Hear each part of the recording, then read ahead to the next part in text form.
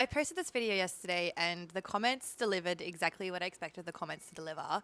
And so let's talk about it. A lot of the work that I do on this app is to just try and change the status quo about how we interact with horses and how we're teaching our horses. My intention for this video is not to call anyone out. It's not to put anyone down for the way they treat their horses. It's just to start a discussion about the ways that we do interact with our horses and whether there are other ways that we can be doing things. Something that I've noticed in the horse world that runs very deeply is this need to correct horses for being horses. I get it, horses are really big, horses can potentially kill you. But the thing is, horses are prey animals. Horses are submissive animals. And a horse is not going to escalate to aggression, kicking, biting, any of those sort of things without giving earlier warning signs. And if we listen to the earlier warning signs, then your horse doesn't need to escalate to that point. And so you don't need to use these corrections on them. I think the horse world is so reliant on corrections rather than actually having some understanding and compassion about how your horse might be feeling and how we can help them feel better and help them move through to do the things that we want from them. Video that was talked about the most in my comments was this video. Stop. Let's break it down. Let's look at the horse's body language, because a lot of people see that this horse should not have been corrected, and then a lot of people believe that this horse should be corrected and this lady was doing the correct thing. Let's just talk about it.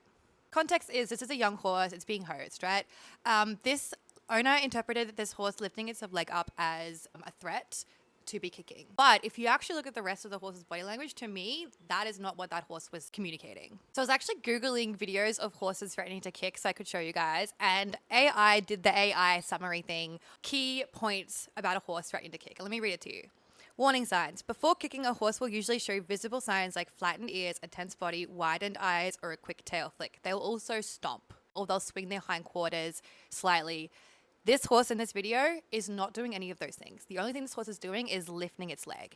And if you look at the context, which is the horse is being hosed, it's very, very likely that this horse is just lifting its leg in response to the sensation of the water. It doesn't matter if this horse has been hosed one time, a million times. A horse is a sentient feeling being, and so they are allowed to have bodily reactions to certain sensations. A really telling thing about this video is the horse lifts its other leg that's away from the human. There's no way that a horse is going to threaten to kick with the leg that is the furthest away from the human without swinging its hindquarters around. The first step that horse would do would be to take a step, hindquarter step towards the human. Because if you look at horses when they are interacting together, horses don't want to get kicked. Horses are prey animals, and the way that they're evolutionarily developed is that if they get injured, then it's more likely for them to then get taken by predators. The reason they have so many subtle body language signs is to avoid conflict that results in physical contact.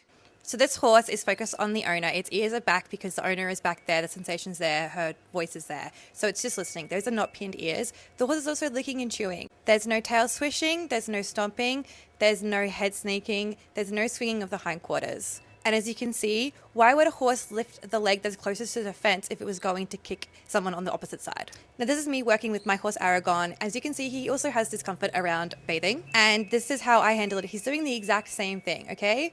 And I don't really feel the need to correct him in this moment. What I do is I wait for him to stand still, give me a moment of standing still. I then remove the water, which is negative reinforcement, remove the stimulus, and then I give him a treat, just so he understands that that's the thing that I want. Now, I could have corrected him here. I could have given him a slap. But what that's going to do is that's going to create a disconnect between you and your horse. Because what he's doing right now is just communicating to me, hey, that's kind of uncomfortable for me. I'm struggling a bit.